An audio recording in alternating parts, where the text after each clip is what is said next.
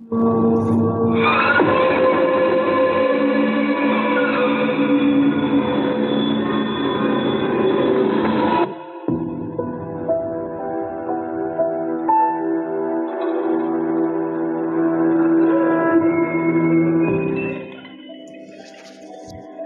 علیکم ورحمۃ اللہ وبرکاتہ۔ آپ سماعت فرما رہے ہیں ہمارا چینل داستان نگر، کالے جادو کی سنسنیخیز داستان۔ اس سے پہلے آپ اس داستان کی 14 قسطیں سماعت فرما چکے ہیں۔ آئیے قسط نمبر 15 کی طرف بڑھتے ہیں۔ یہ احساس دل سے دور نہیں ہو رہا تھا کہ چاند خان جیسا مخلص آدمی میری وجہ سے ہلاک ہوا۔ مکان کے قریب پہنچا، سامنے سے گزرا، بغلی سمت آ گیا۔ دوسرے مکانات میں گھرا ہوا یہ مکان، البتہ 6 مکان آگے جا کر راستہ دوسری جانب مڑ جاتا تھا۔ یہاں سے خان صاحب کے مکان کے احاطے کے پچھلے حصے میں پہنچا جا سکتا تھا، جسے میں نے دیکھا ہوا تھا۔ پتلی سی گلی تھی اور غیر آباد رہتی تھی۔ پھر احاطے کی دیواریں بھی اتنی اونچی نہیں تھی کہ انہیں عبور نہ کیا جا سکتا۔ ویسے احاطے کے پچھلے حصے میں ایک چھوٹا سا دروازہ بھی تھا، لیکن شاید وہ بھی اندر سے بند ہی تھا۔ ادھر ادھر دیکھا اور یہ جائزہ لینے کے بعد کہ کوئی میری جانب متوجہ نہیں ہے، احاطے کی دیوار چڑھ کر اندر کود گیا۔ جگہ جگہ گھاس اگی ہوئی تھی، کافی بڑی بڑی ہو گئی تھی۔ رات کی رانی کے پودے مرجھا گئے تھے۔ خان صاحب کو پھلواری لگانے کا بہت شوق تھا۔ عقبی حصے میں طرح طرح کے گملے رکھے ہوئے تھے، سب کے سب اسی طرح تھے لیکن مرجھائے ہوئے۔ مکان پر ہولناک ویرانی برس رہی تھی۔ اس وقت جب میں یہاں تھا، خان صاحب کی موجودگی میں یہ مکان بڑا پر رونق تھا۔ ان کے شاگرد ہنسی مذاق کرتے رہتے تھے، کہوں کی آوازیں ابھرتی رہتی تھی۔ خان صاحب کا انداز ان کے لیے بڑا مشفقانہ ہوتا تھا۔ اب یہ ساری چیزیں ایک خواب بن کے رہ گئی تھیں اور ایک عجیب سی ویرانی ہر شے پہ چھائی ہوئی تھی۔ آگے بڑھا اور اندرونی حصے میں داخل ہو گیا۔ مکان کا سارا سامان غالباً نکال لیا گیا تھا اور اب وہ خالی پڑا تھا۔ خان صاحب کے کمرے میں داخل ہوا۔ وسیع و عریض کمرہ، کونے میں بچھا ہوا تخت، ایک جانب پڑی ہوئی مسہری، یہ چیزیں موجود تھیں۔ مسہری پر البتہ بستر نہیں تھا، دیواریں ننگی کر دی گئی تھی۔ خان صاحب جگہ جگہ نظر آ رہے تھے۔ ہر سرسراہٹ پر یہ احساس ہوتا تھا کہ اب کوئی آواز سنائی دے گی، لیکن کچھ بھی نہیں تھا۔ جو تصور لے کر اس گھر میں داخل ہوا تھا، یہاں آتے ہی سب کچھ ختم ہو گیا تھا۔ بھلا اس ویران کھنڈر میں مجھے اب کیا مل سکے گا؟ کسی نے کچھ نہیں چھوڑا تھا۔ گردن چٹکی، مایوسی نے دل میں گھر کر لیا تھا۔ بھوریا چرن ابھی تک مجھ پر حاوی تھا۔ جو کچھ اس نے کہا تھا وہ کر دکھایا تھا۔ کم بخت نے سکون نہیں لینے دیا تھا۔ سکون تو خیر کیا ہی ملتا، جینا بھی اتنا مشکل ہو گیا تھا کہ ناقابل بیان ہے۔ وہ کمرہ یاد آیا جس میں خان صاحب نے مجھے ٹھہرایا تھا، اور جو ایک رات عجیب ہولناک حادثہ پیش آیا تھا۔ قدم اس جانب اٹھ گئے اور اس کمرے کے سامنے پہنچ گیا۔ بالکل ویسا ہی تھا، دروازے کھڑکیاں غائب، تھوڑے تھوڑے سے ٹکڑے دیواروں میں پھنسے ہوئے۔ کیسی ہولناک کہانی تھی اس رات کی۔ میں کمرے میں داخل ہو گیا اور چند قدم آگے بڑھا ہی تھا کہ دفعتاً ایک بار پھر میرا دل دھڑکنا بھول گیا۔ دل کے کسی گوشے میں یہ تصور نہیں تھا کہ بھوریا چرن یہاں نظر آئے گا۔ وہ اپنے منحوس وجود کے ساتھ دیوار سے ٹیک لگائے، پاؤں پھیلائے بیٹھا مجھے گور رہا تھا۔ وہی بڑی بڑی آنکھیں، وہی ہولناک شکل۔ میں سکتے کے اس عالم میں اسے گورتا رہ گیا۔ ایک لمحے کے لیے مجھے احساس ہوا کہ کہیں یہ میرا وہم تو نہیں ہے، لیکن دوسرے لمحے اس کی آواز ابھری، آجا آجا، تیرا ہی انتظار کر رہے تھے ہم، بتا کیسی گزر رہی ہے۔ میں اس کی آواز پہچانتا، صورت تو میری نگاہوں کے سامنے ہی تھی۔ کچھ دیر تک منہ سے آواز ہی نہ نکل سکی، لیکن پھر سارے بدن میں چنگاریاں بھر گئیں۔ میں نے غرائے ہوئے لہجے میں کہا، اور اب یہ تیرا مسکن ہے بھوریا چرن؟ جواب میں اس نے کہا لگایا اور بولا، تھوکتے بھی نہیں ہیں ایسی جگہوں پر، محل کھڑے ہوئے ہیں ہمارے لیے، یہی تو کمی ہے تیرے اندر بالغ، سمجھا ہی نہیں تو نے ہمیں، پہچانا ہی نہیں۔ ارے پاپی، ہم تو خود چل کر تیرے پاس نہیں گئے تھے، خود ہی تیرا من ہم سے ملنے کو چاہا تھا، بات کی تھی تو نے ہم سے، ہم نے تو ساری سچائی سے تجھ سے کہہ دیا تھا کہ تو ہمارا کام کر دے، ہم تیرا کام کر دیں گے، تجھ پر ہی مصیبت ٹوٹی تھی۔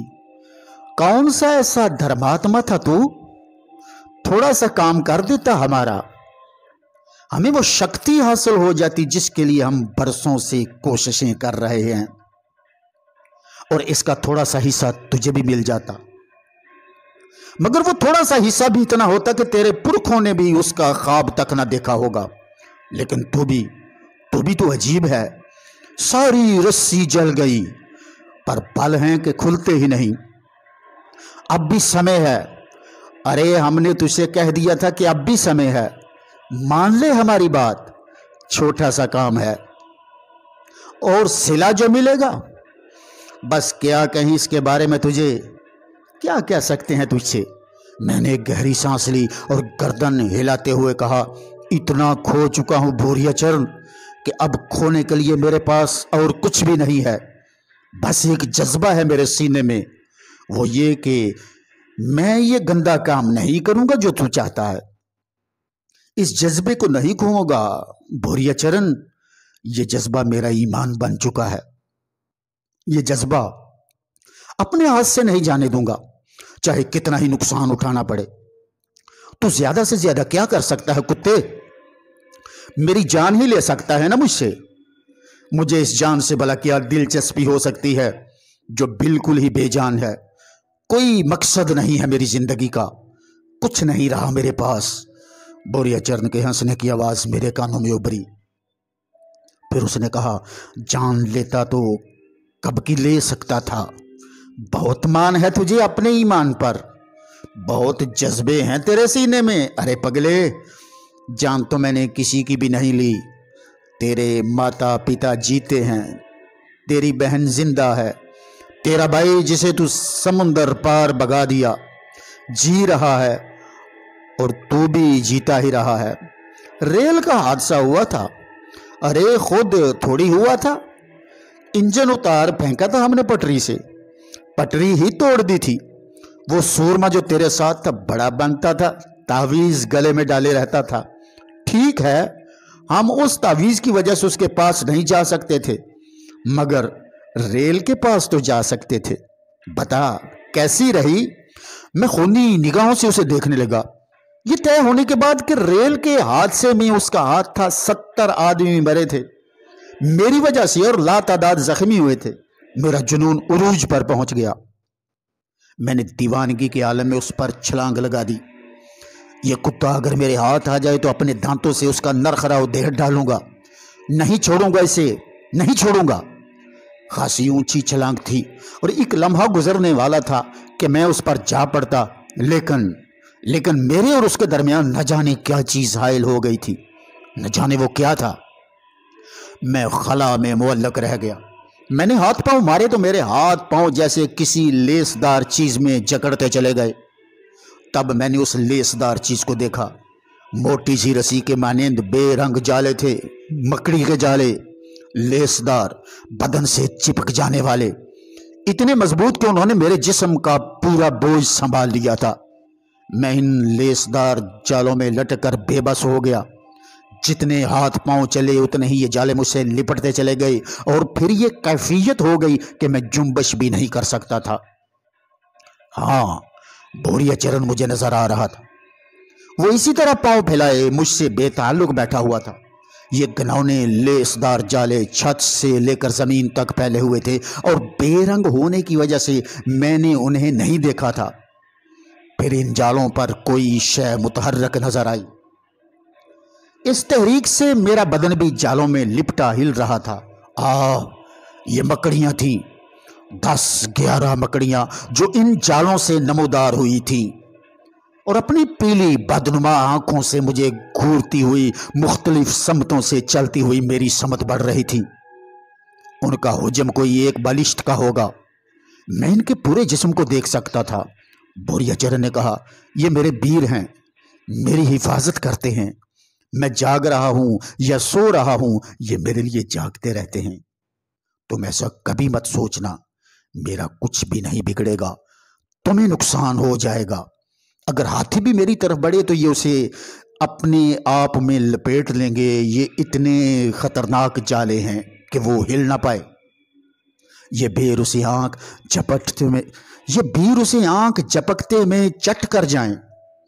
ये काला जादू है बालिक, कोई बच्चों का खेल नहीं। मगर क्या करूं, तेरे भाग ही खराब है। धर्म की रट लगाए हुए है। अरे शक्ति ही तो धर्म है, माया शक्ति हो या काया शक्ति, इसके बिना कुछ नहीं होता।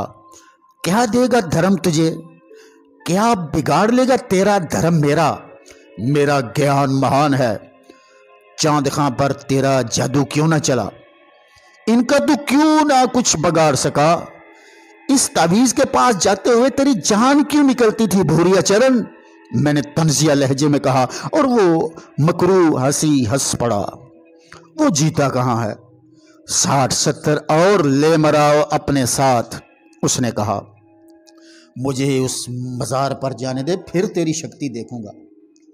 खतरनाक रास्ते बंद करना भी अक्लमंदी है, और अकल भी एक शक्ति होती है बावले। अब भी मेरा मान ले, मेरा छोटा सा काम है, बहुत छोटा सा। इसके बदले में तुझे जो मिलेगा तू सोच भी नहीं सकता। फागन दवारे पहुंचा दे, बस मुझे एक बार ही भावना है मन में। बदले में बता दे क्या चाहिए। जीवन भर का सुख, शांति, धन दौलत के ढेर, संसार जका दूंगा तेरे चरणों में। जो मांगेगा दूंगा, बोल के तो देख। बोरियाचरण, इतना कुछ है तेरे कब्जे में, मैंने कहा। इससे भी ज्यादा बालिक, इससे भी कहीं ज्यादा।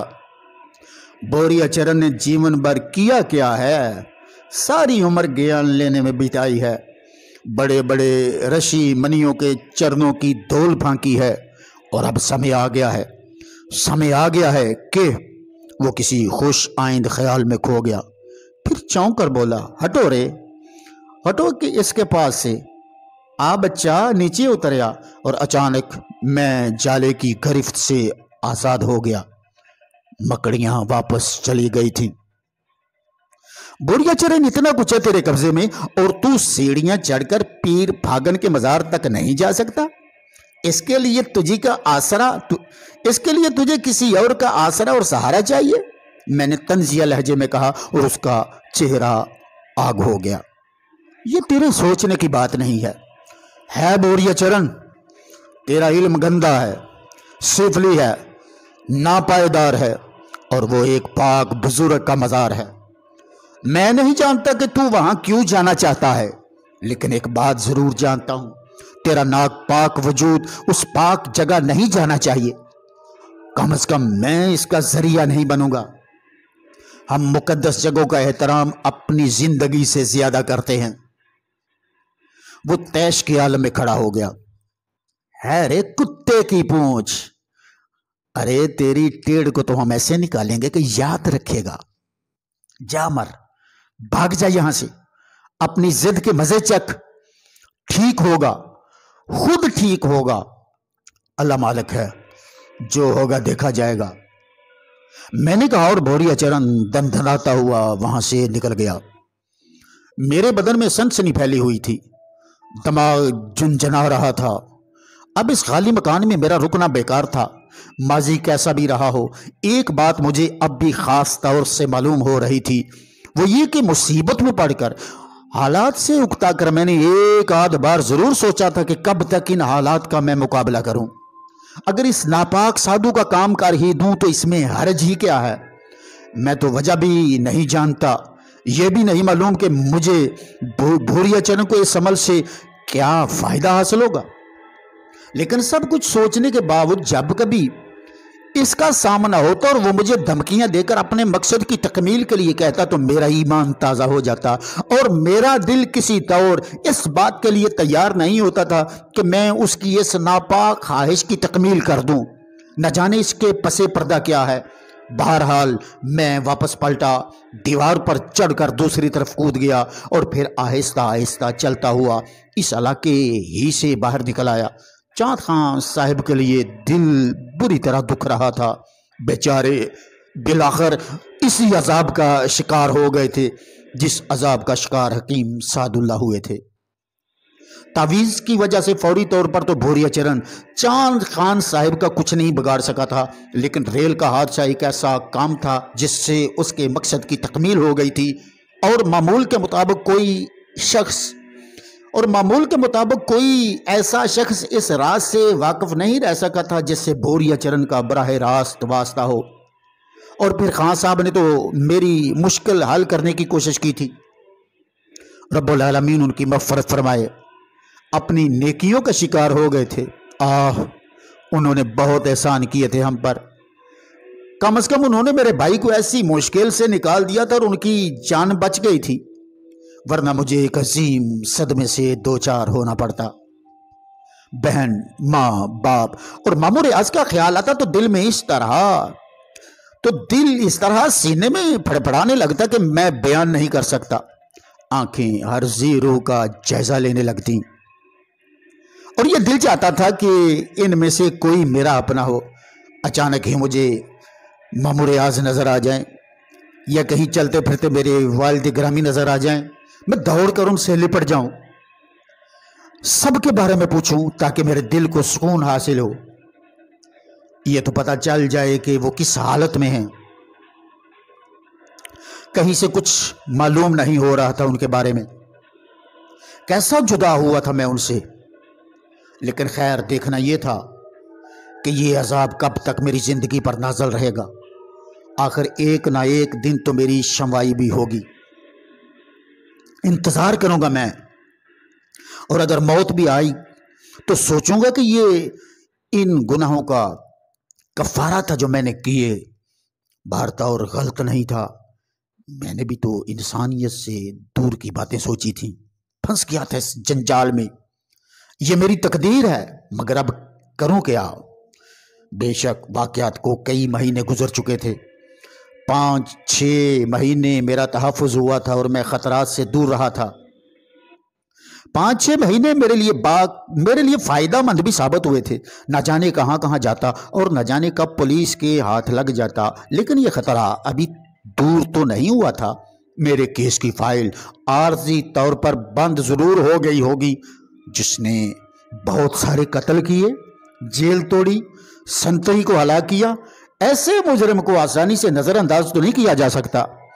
بیچارے شاہ صاحب جنہوں نے میرا ساتھ دیا تھا، جو کچھ بھی کر سکتے تھے کیا تھا، خود بھی سوچتے ہوں گے کہ میں کیسا آدمی تھا۔ ریحانہ بیگم، سرفراز، وہ سارے ہی لوگ یقیناً اس سوچ کا شکار ہوں گے، بلکہ ہو سکتا ہے کہ مجھ سے تھوڑی سی قربت کی بنا پر ان پر بھی کوئی مشکل وقت آ گیا ہو۔ پوچھ گچھ تو ہوتی ہوگی ان سے، اور ہو سکتا ہے پولیس باقاعدہ اب تک ان کی نگرانی کر رہی ہو۔ کون کون میری وجہ سے مشکل میں پھنسا، کچھ نہیں کہہ سکتا تھا۔ اور اب یہ بیچاری رما رانی تھی جنہوں نے مجھے 5-6 مہینے اپنے ساتھ رکھا تھا، اپنے بیٹے کی حیثیت سے، اور جو کہتی تھی کہ یہ بہت بری جگہ ہے اور میں ہوش میں آ کر یہاں سے چلا جاؤں گا۔ وہاں سے نکلنا ضرور چاہتا تھا، لیکن یہ سوچ کر کہ نہیں وہ کوئی بری جگہ ہے، مجھ سے برا اس وقت پوری روئے زمین پر اور کون تھا، بلکہ یہ احساس تھا مجھے کہ کہیں ان کی اس 6 مہینے کی خدمت کا صلے میں ان کو بھی تباہی کا منہ نہ دیکھنا پڑے۔ میرے منحوس قدم جہاں بھی پہنچے تھے وہاں کچھ نہ کچھ ضرور ہوگا۔ جہاں تک بھوریا چرن پر طنز کا معاملہ تھا، میں نے اس کی دکھتی رگ پر ہاتھ رکھا تھا۔ وہ اپنی تمام تر قوتوں کے باوجود ایک بزرگ کے مزار تک کا فاصلہ طے نہیں کر سکتا تھا۔ لیکن اتنا میں ضرور جانتا تھا کہ باقی وہ جو کچھ بھی کر سکتا ہے ضرور کرے گا۔